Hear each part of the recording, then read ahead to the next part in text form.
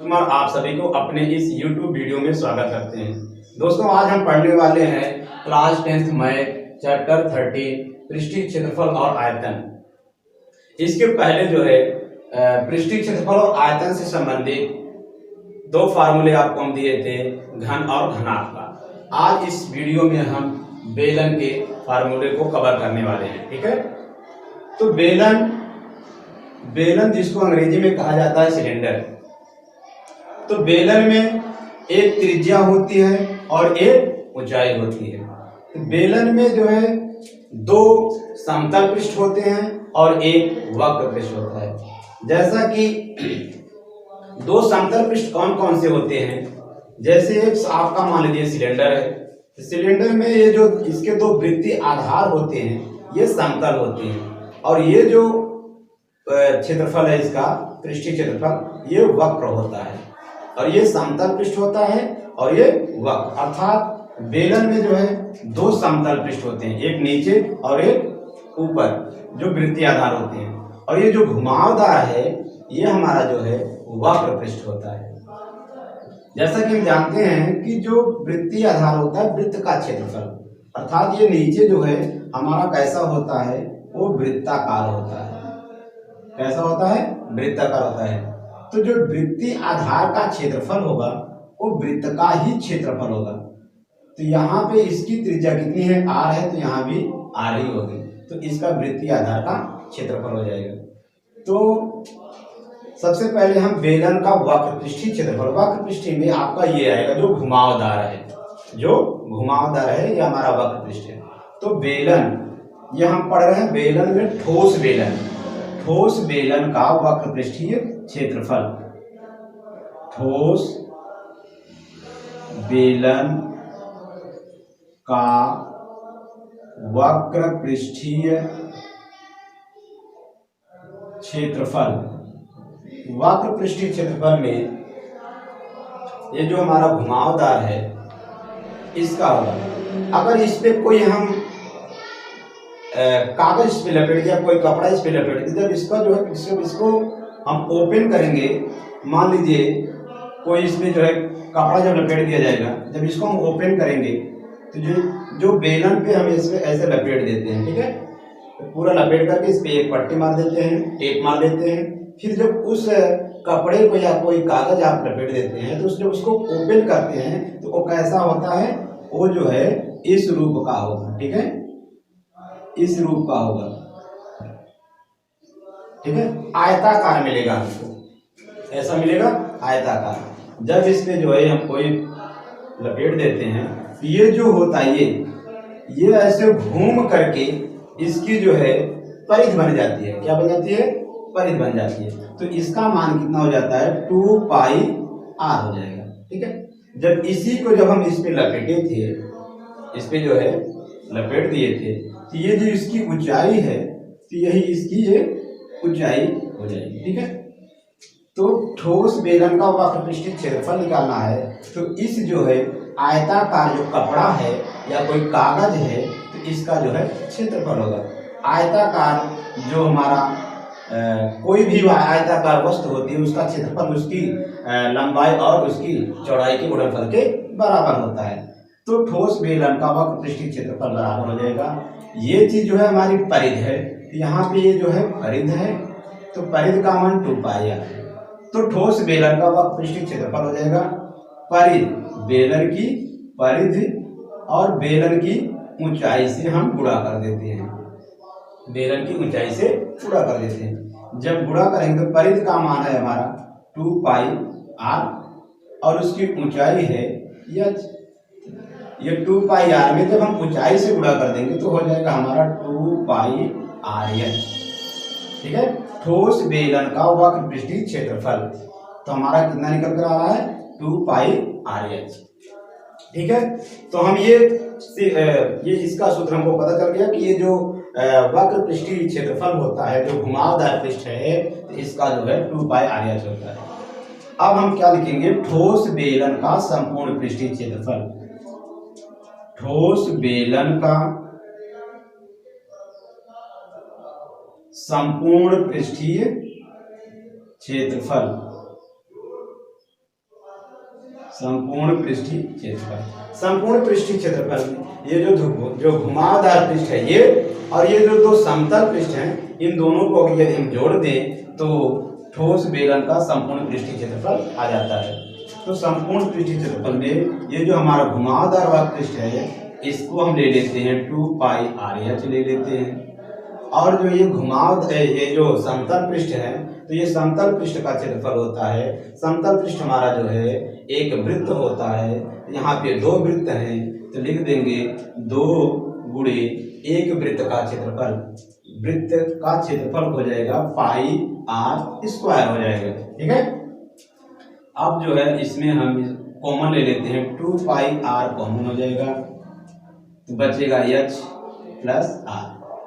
तो ठोस बेलन का संपूर्ण पृष्ठीय क्षेत्रफल जो है 2πr ब्रैकेट में h प्लस r होता है, ठीक है। अब हम पढ़ेंगे ठोस बेलन का आयतन पढ़ेंगे। ठोस बेलन का आयतन, ठोस बेलन का आयतन।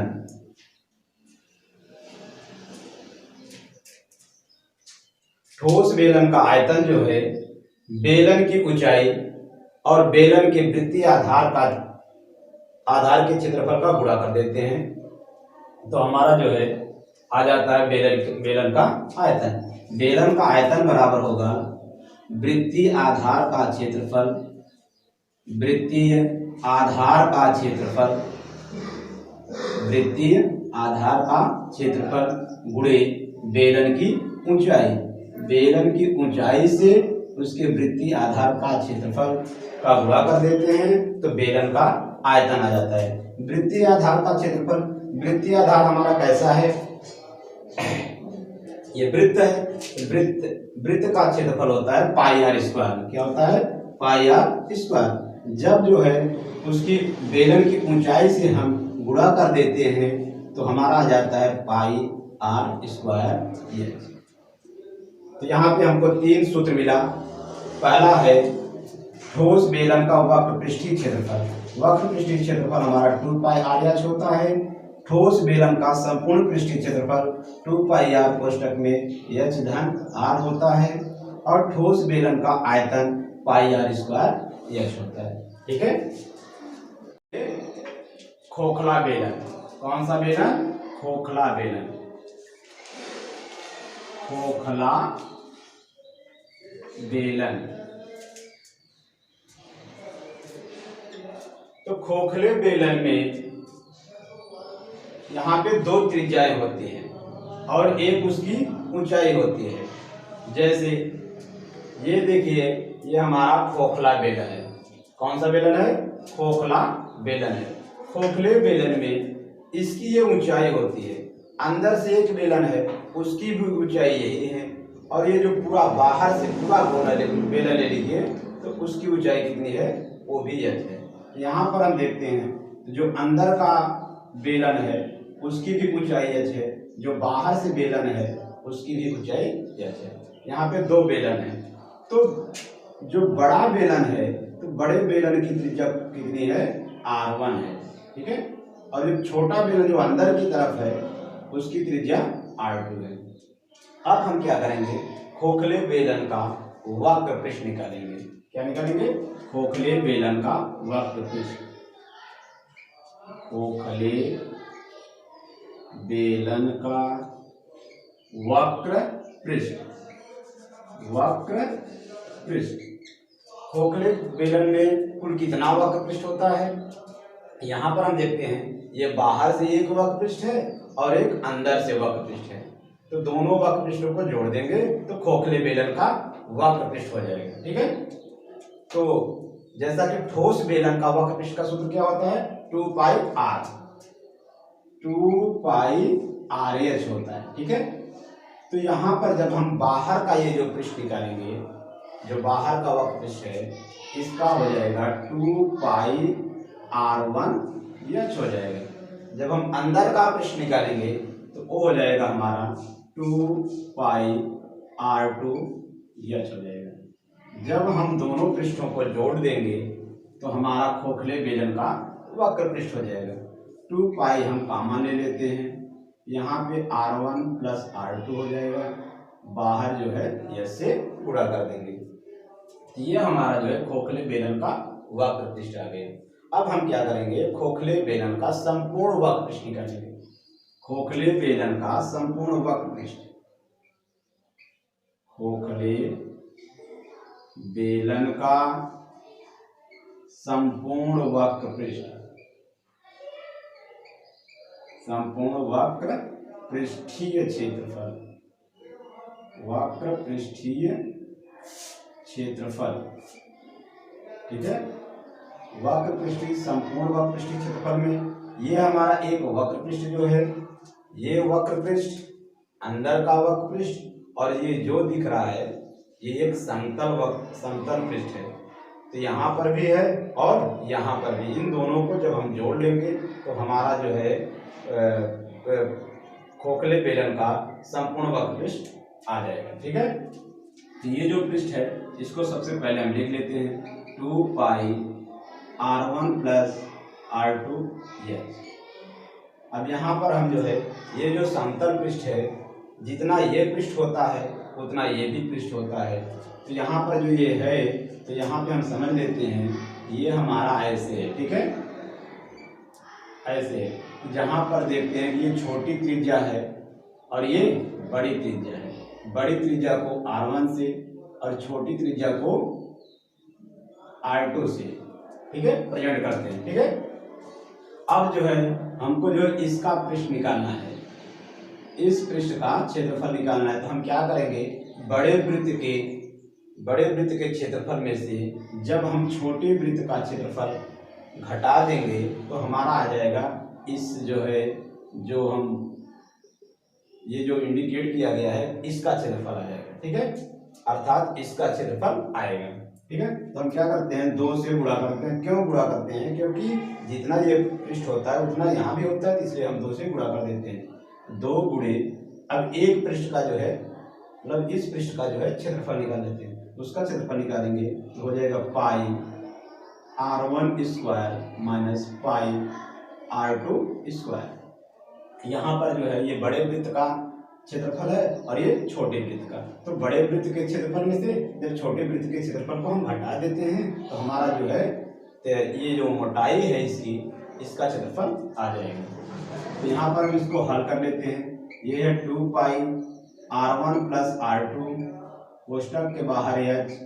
अब इसमें जो है इन दोनों में पाई कॉमन है तो पाई कॉमन ले लेते हैं, 2 पाई हो जाएगा, ये हो जाएगा R1 square minus R2 square, ठीक है।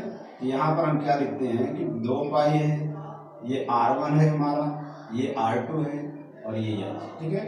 अब इसमें हम वर्गांतर का सूत्र लगा देंगे। कौन सा सूत्र, वर्गांतर का सूत्र लगाएंगे। तो एक बार जोड़ेंगे और एक बार घटाएंगे, तो लिखेंगे R1 प्लस R2, फिर अगले कोष्टक में R1 माइनस R2।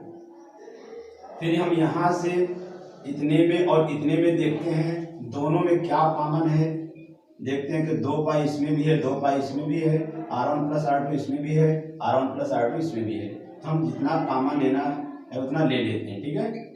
लिखते हैं 2 पाई R1 धन R2, इतना कॉमन हो गया, ठीक है। तो अगले क्वेश्चन में क्या जाएगा, ये h जाएगा और ये इसमें जो है R1 माइनस R2 हो जाएगा, ठीक है।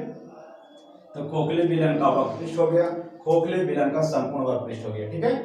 अब हम पढ़ेंगे खोखले बेलन का आयतन। खोखले बेलन का आयतन, खोखले बेलन का आयतन। खोखले बेलन का आयतन कितना होता है। इसके पहले हमने पढ़ा कि जो ठोस बेलन होता है उसका आयतन होता है पाई आर स्क्वायर एच। यहाँ पर 2 बेलन है, ठीक है। तो 2 बेलन है अर्थात R1 त्रिज्या का जो बेलन है उसका पहले हम आयतन निकालेंगे, फिर R2 त्रिज्या का जो बेलन है उसका आयतन निकालेंगे। तो R1 त्रिज्या के जो बेलन है उसके आयतन में से R2 त्रिज्या के जो बेलन है उसके आयतन को हम घटा देते हैं, तो हमारा क्या मिलता है, इसका आयतन मिल जाता है, ठीक है। क्योंकि यहाँ पर जो अंदर वाला बेलन है यहाँ पे वायु है, यहाँ पे एक रिक्त स्थान है, खाली स्थान है। अगर हमको इसका खोखले बेलन का आयतन निकालना है तो हमको उसको घटा देना पड़ता है। तो बेलन का आयतन होता है पाई आर स्क्वायर एच, तो यहाँ पर लिखते हैं पाई R1 स्क्वायर एच, अर्थात R1 त्रिज्या का जो बेलन है उसका आयतन हो गया। ठीक है, फिर अब जो है लिखेंगे पाई R2 स्क्वायर एच, ये जो है R2 त्रिज्या का जो बेलन है उसका आयतन हो गया। तो जब हम इसके आयतन में से इसके आयतन को हटा देंगे तो हमारा जो है खोखले बेलन का आयतन आ जाएगा। ठीक है, तो हम क्या करते हैं, पाई कॉमन ले लेते हैं, तो यहाँ लिखेंगे R1 square minus R2 square. अब ये जो कोष्टक के बाहर एच लिख देते हैं, तो हमारा जो है ये खोखले बेलन का आयतन का सूत्र आ जाता है। तो इन सभी सूत्रों को जो है हम अच्छे से अध्ययन कर लेते हैं। फिर जो है अगले वीडियो में हम आपको जो है शंकु का सूत्र पढ़ाएंगे। ठीक है।